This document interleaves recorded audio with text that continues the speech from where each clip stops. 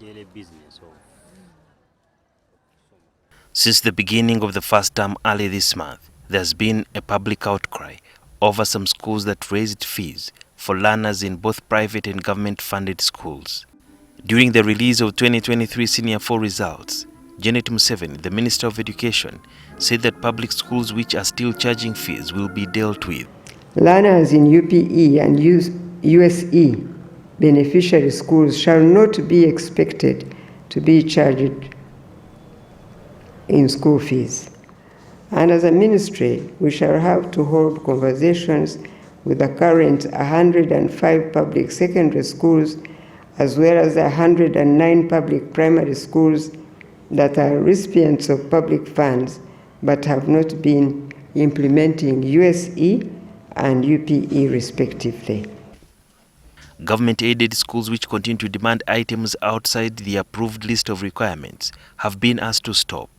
Cabinet also went ahead to prescribe a list of 12 items which are categorized as not allowed to be charged as part of school fees in pre-primary, primary, and secondary schools. And these should be formally communicated to all schools by the Ministry of Education and Sports. The minister says the government is not responsible for government-aided schools which charge boarding fees. There is not supposed to be boarding schools in universal education in all the schools we are building across the country. These are supposed to be day schools, but sometimes some schools do turn these day schools into boarding schools. And government is not willing to pay for boarding schools. The ministry will also require more money to facilitate the implementation of free compulsory secondary school education, which will be done in a phased manner.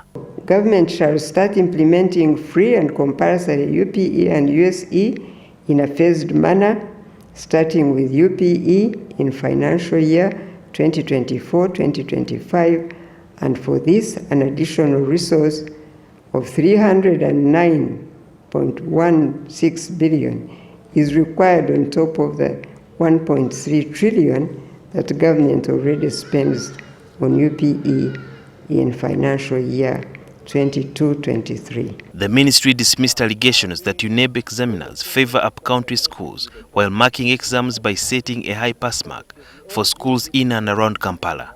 There are many up-country districts where the total number of grade 1 passes is less than that of one school from Kampala. Nearly 60% of candidates who scored the magical aggregate 4 are from schools in and around Kampala, and the rest are spread around the rest of the country.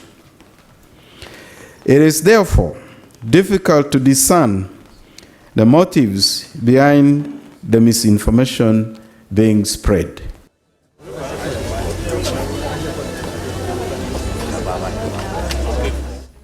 For those who want to repeat or join the adult education program, the ministry says that registration for special exams will not be open for those who sat PLE after 2019, adding that this special group should be currently in school under the new competency-based curriculum.